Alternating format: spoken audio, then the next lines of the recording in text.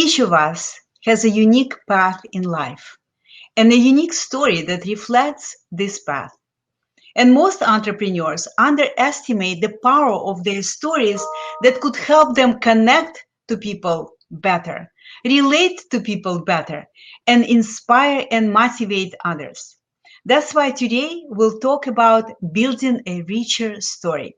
So if you know anyone who must hear this conversation, share this live broadcast with all your buddies, entrepreneurs. They will thank you for this.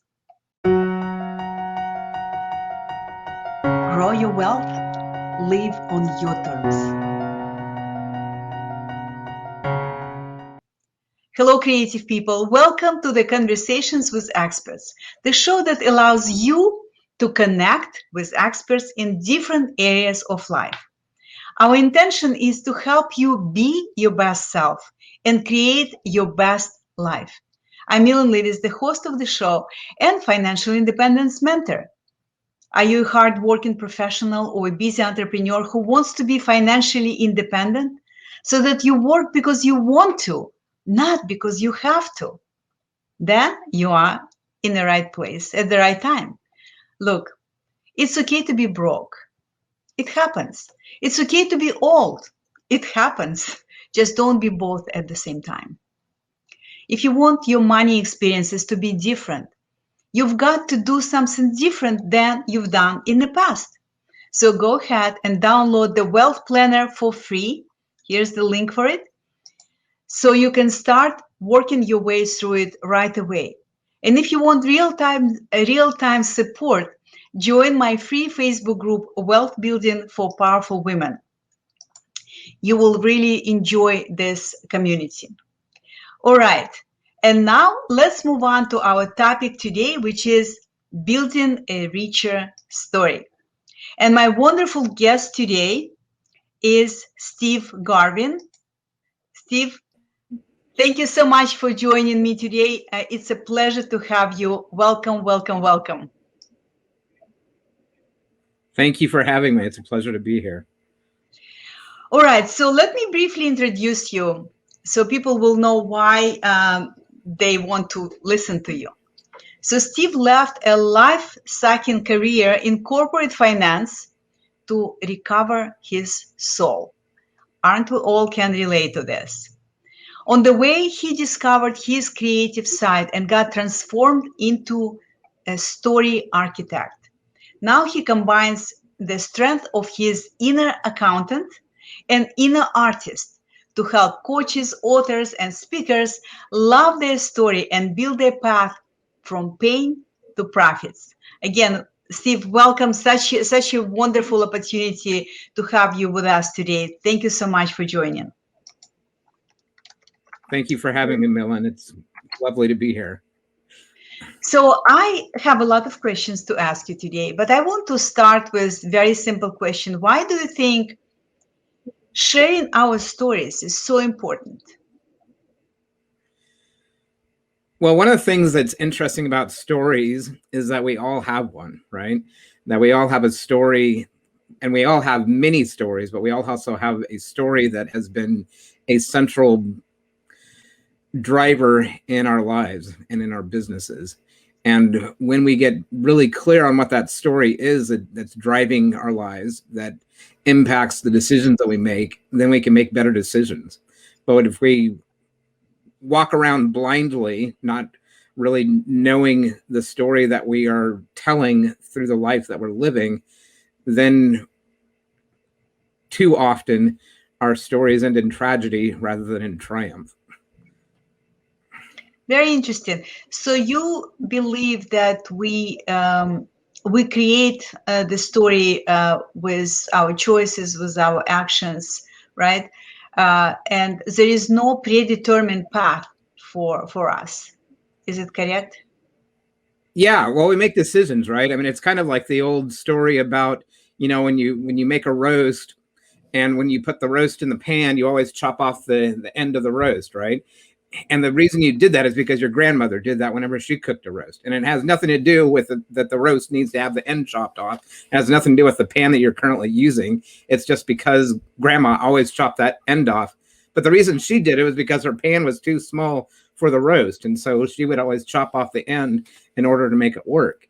And so we adopt these stories from, our grandparents, our parents, our siblings, and we make up our own stories as we go along. When I left corporate finance, the world of corporate America, I made up stories that, corporate America is a bad place, and don't ever go there because it's, it's always bad, and that's kind of like the roast in that, that was true in that instance for me in that specific instance, but it isn't necessarily true for everybody. There are lots of people who are content working in corporate America. And so it's, getting clear on what is the story that's serving me? What is the story that is building the wealth, the health, the life that I want to be living? And if that story isn't working for us, if it isn't creating the relationships that we want, if it's not creating the life that we want, then, look and see what the story is and see if there's a better way to tell it. It's beautiful because sometimes we just live on autopilot. Sometimes, quite often, we live on autopilot and we're really not aware of what kind of story, like you described, what kind of story we telling ourselves. And this story that we tell ourselves often when nobody is listening is what we live into, right? Like you said, if we tell the story that corporate America is like an evil, big evil empire and nobody should be there, then that's what the experience will be because we will live into this story, right? So it's very, very important to really be aware of, like be observant, notice what story I'm telling myself today, tomorrow, what story I'm telling myself about my partner, what story I'm telling myself about my career, what story I'm telling myself about my potential, my abilities, my capacity, my possibilities, right? It's huge. And I just want to ask you, you refer to yourself as a story architect. Can you just elaborate a little bit, like what does it mean to be a story architect? And is it important for each of us to see ourselves as a story architect? I really like this expression. That's a really good question. So the way that I look at story is, we can look at our story as, something that has happened in the past, right? And oftentimes that's the way it is. But our future is built upon the stories of our past, right? As Winston Churchill said, something along the lines of, those who learn from the past, can create a new future. Those who fail to learn from the past continue to live the past, and if we want to create a richer future for ourselves, if we want to build a richer story for our lives, then it behooves us to look at the materials with which we're building, right? Are we using stories that empower us and help us to be at our best? Or are we using stories that tear us down or tear other people down, that are more destructive than constructive, more, debilitating than creative? And it really comes down to what are the stories that we're telling both our audiences, as we're doing right now, but also to ourselves. We are our first audience, and so if we want to build a richer future for ourselves, and since story, as some people refer to story as being the operating system of the human mind, right? Whenever something happens, we look out the window or we, run into somebody or whatever, there's like almost always a story that happens like instantaneously, right? And if we want that product that we're creating to be rich, if we want it to be fulfilling, if we want it to be rewarding, then we need to learn how to use the materials that we have, the stories that we have, in a way that helps us to create what it is that we want, in order to be able to architect the life that we want. So basically you're saying that by architecting, by creating the structure for the story that we want to live into, we can actually create the life that we will experience. So that's how powerful it is. And I love what you said, that we are our number one audience. The stories that we create and that we say, we first of all we say it to ourselves, and then we share this with the world. And that's why it's so important to be aware of the stories that we tell ourselves. And I know that you have a slightly different perspectives on the stories than other people. So could you share your view on the stories that is different from other people's perspectives? Sure. So I think we've already touched on a little bit on that, in that most people, I think, refer to stories as something that has already happened, right? It's about the past. It's about, where we've been. And my view, why I see the value of that, I think it's more important to look at the story that we're creating, right? What is the story of our future? What is the story that we're stepping into? It's kind of like using the stories of our past as a blueprint for the life that we want to be creating. When someone goes to build a house or a skyscraper or whatever, and they have a set of blueprints, being able to read those blueprints and use them to construct what it is that they want to create, that's a pretty cool skill to have. And when we can do that within our own lives, look back at the stories of our past and say, okay, how can I use this experience as a foundation for what it is that I want to be creating in the future, rather than just being stuck in the stories of our past or having our stories stuck in the past.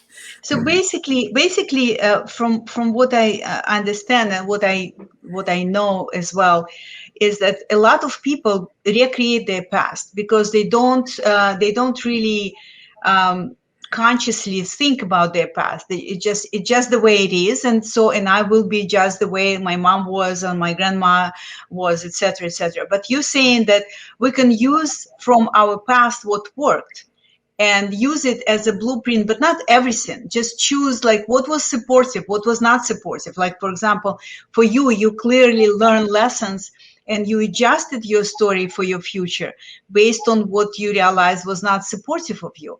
So not to relive the past, we need to be very conscious about what worked for you, what didn't work for you, and how you want to adjust your choices and your decisions so you will not relive your past, right?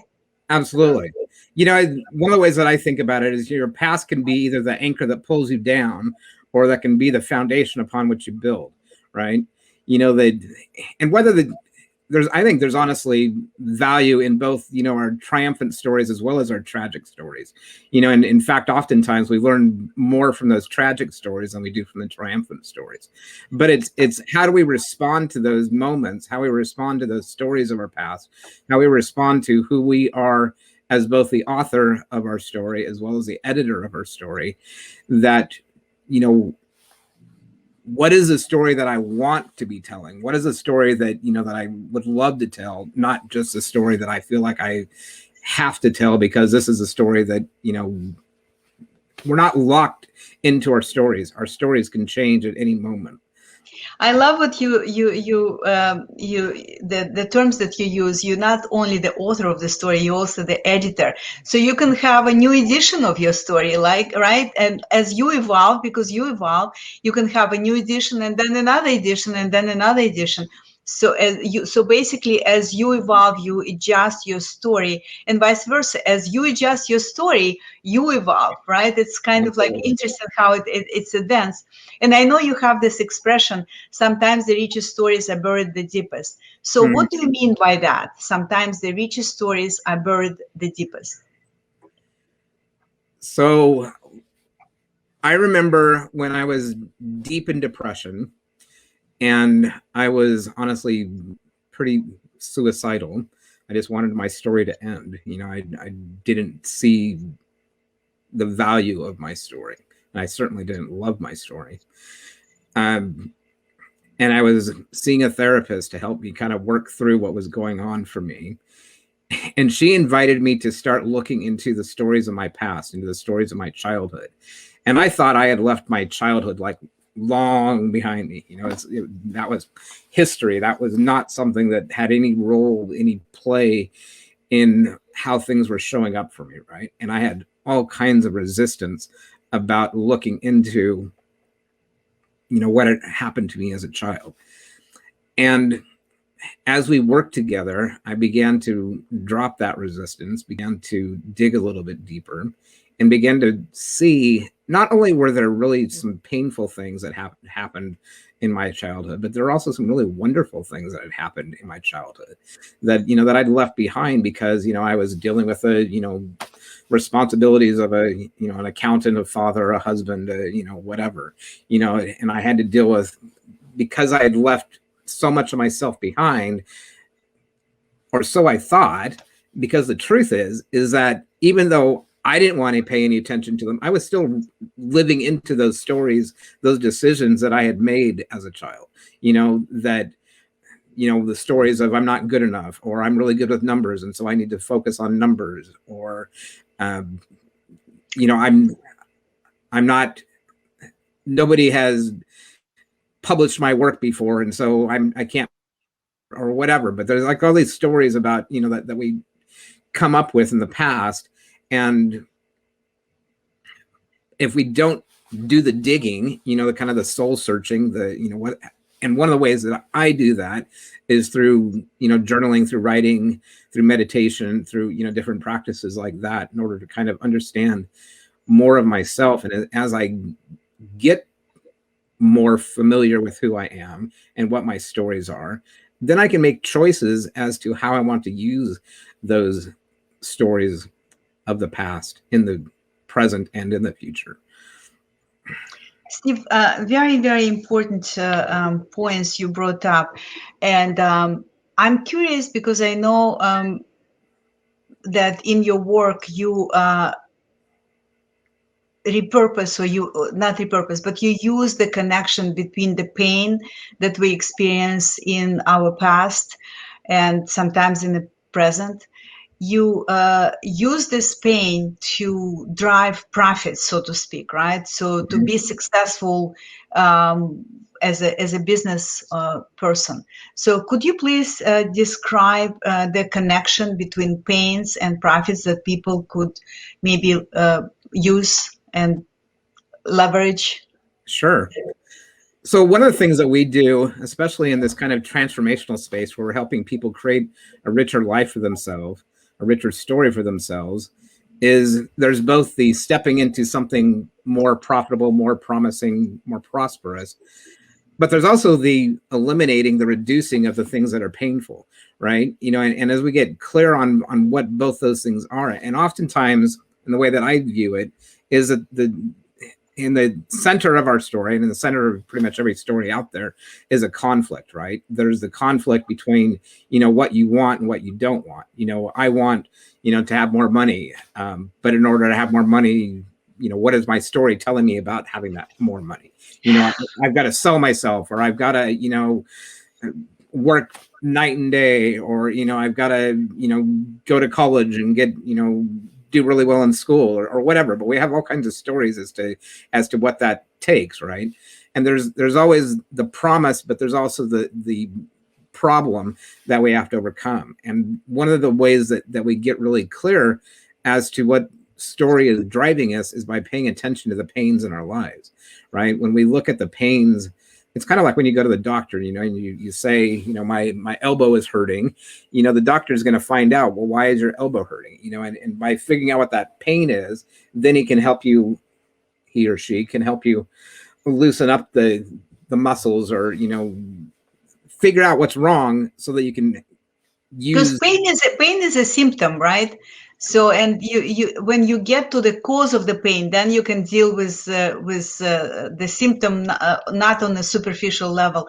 And the same with emotional state, like when we experience emotional pain, like where this emotional pain comes from, right? Absolutely, yes, yeah. So, how can we connect this to the profit, to being successful in this physical world? Sure. So honestly, it's kind of, you can look at any company out there, whether it's, FedEx, and, we deliver faster than anybody else, that there's that pain of, I really want to deliver this tomorrow, but before FedEx came along, it was really painful and almost impossible, to deliver on time. And FedEx said, okay, well, the solution for that is, XYZ. I don't I'm not a transportation expert, but they figured out what it was, that resolved that pain. And in Coca-Cola, when they resolve the pain around, having something refreshing to drink, that they help us overcome the pain of thirst. When we know what pain that we are solving, then it makes it easier for us to answer that problem with a profitable solution, right? What you just described is brilliant, because basically we all experience some kind of pain, and ultimately we find solution to this pain. You found solution to your pain through creating stories, writing stories, helping other people to write their stories. I found solution to my pain because I was broke. I was I felt very dependent and very lost, and I found a solution for me to be how to be financially independent.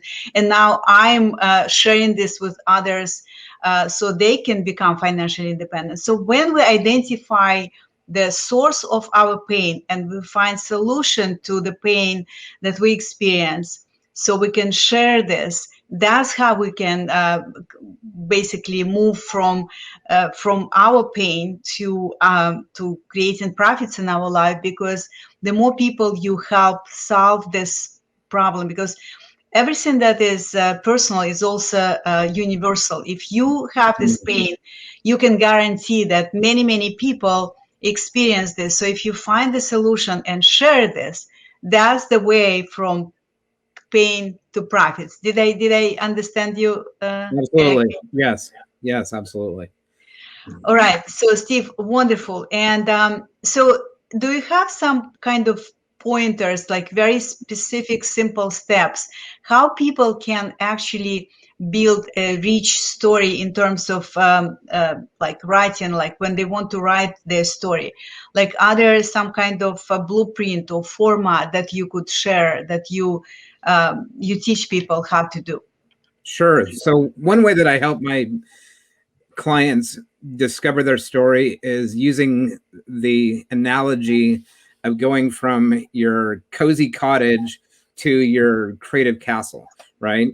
And one of the ways that I use that is identifying what is different in the castle than in the cottage, right? What is the thing that you really want, as opposed to the thing that you don't experience currently, right? And sometimes that can be, eliminating things, like eliminating debt, but it could also be, things that positive perspectives of the same thing, where you want to have more abundance, right? But it's identifying that gap between where you want to be and where you are right now. And then between the cottage and the castle, there's always a mountain you've got to cross, right? There's always some kind of something you have to overcome. Obstacles. Exactly. And there are always obstacles along the way to transformation, right? And when we resist that transformation, when we resist those obstacles, rather than fighting the mountain, or education, or expressing ourselves through writing or speaking or interviews or whatever, the more we resist that, the harder it's going to be to get to the destination that we desire, right? And so by noticing what it is that we desire, as well as those things that we resist in order to get to that desire, then as we move more into what we want and away from what we resist, and transform that resistance into something that is more empowering, like climbing a mountain, can be a really cool experience. You get a great vista, when there's always a positive way to look at things. And as we transform the relationship that we have with what we resist, then that resistance stops being so difficult. Yeah, and we all know this expression: what we resist persists. So it's really art of living, noticing what what you're trying to resist, and just ask like what's behind it, why you resisting this, and what is happening for you. Like being conscious about your feelings, your state, your emotional state, and your desires is very, very important. It's, people call it conscious living, basically. So Steve, thank you so much. It was really, really wonderful opportunity to talk to you, and I know that you have a gift for us. So could you just share briefly what this gift is about? Sure. So I call it the 24 gold pieces for a richer story. And it is just 24 different ways to look at your story from a different angle. And it's kind of, as you invest the what we have, our resources, into what we want, then what we want becomes closer to us, right? And so it's identifying, what are the things, how do I invest my time, my energy, my resources in order to create something more of what I want for myself, right? Wonderful. And it's like, well, we don't have enough time to go over the 24 pieces, but you will be able to download this gift from Steve and look at all these pieces at your leisure. So knowing Steve, I can tell you it would be gold. It would be gold pieces. So I highly invite you and suggest that you take advantage of this gift from Steve. Steve, thank you so much. I really, really appreciate sharing your wisdom, sharing your story with us today, and inspiring us to create the story that we will enjoy living into. And thank you, everybody who is watching us live or in recording. Thank you very much for taking time to be with us today. Have a beautiful day, and I look forward to seeing you next Wednesday, 10 o'clock Eastern Time, 10 a.m. Eastern Time for another episode of Conversations with Expert. Be blessed.